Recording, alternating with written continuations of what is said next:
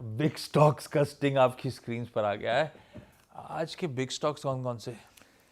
आज big stocks में मैं 3 स्टॉक्स लेके चल रहा हूँ। सबसे पहला है डिक्सन टेक।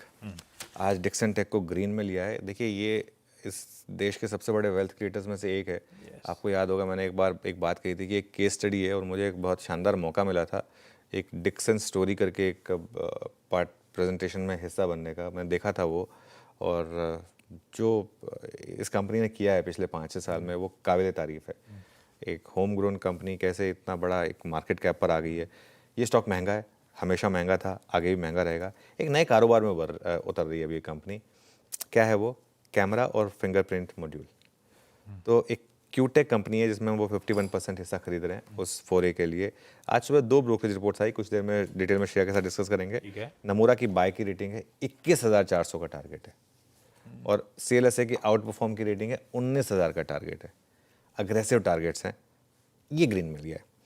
ICICI लॉम्बार्ड को ग्रीन में लेकर चल रहा हूँ। नंबर अच्छे हैं ICICI लॉम्बार्ड के, और वैसे भी जनरल इंश्योरेंस में एक अच्छा मूव रहा है, और पोजीशनिंग भी कोई बहुत ज़्यादा अग्रेसिव नहीं है यहाँ पर। ऑपरेटिंग प्रॉफिट 30% बढ़ा है, यहाँ पर 654 करोड़ पर आया है। नेट अर्नड प्रीमियम जो है वो भी करीब करीब 14% बढ़ा है, यहाँ पर 5,136 करोड़ पर आया है, और कंबाइंड रेशो 0.59% बढ़कर 102.9% पर आया है। अच्छे नंबर हैं ICICI लॉम्बार्ड के, किसी भी एंगल से कोई शिकायत नहीं है। HDFC लाइफ के नंबर ठीक ठाक हैं, लेकिन मैं रेड में ले रहा हूँ। मैं रेड में इसलिए ले रहा हूँ क्योंकि HDFC लाइफ बहुत महंगा स्टॉक है। एक बार इसका 3 महीने का चार्ट रख दीजिए जरा HDFC लाइफ का, और ये स्टॉक काफ़ी चला है पिछले 3 महीने में, अगर आप देखेंगे तो उस वजह से नंबर लेकिन ठीक ठाक हैं। रेड सिर्फ पोजिशनिंग की वजह से ले रहा हूँ और वैल्यूएशन के हिसाब से ले रहा हूँ। आप देखिए, न्यू बिजनेस प्रीमियम थोड़ा सा कम हुआ है एस्टिमेट के मुकाबले। एस्टिमेट 7,489 करोड़ का था, 7,272 करोड़ पर आया है।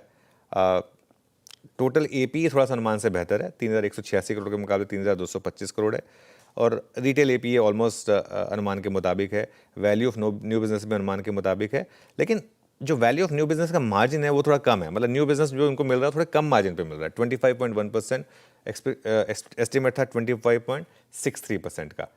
तो इसके लिए मैं इसको रेड में, लेकिन डिजास्टर्स नंबर नहीं है, let's be clear about it.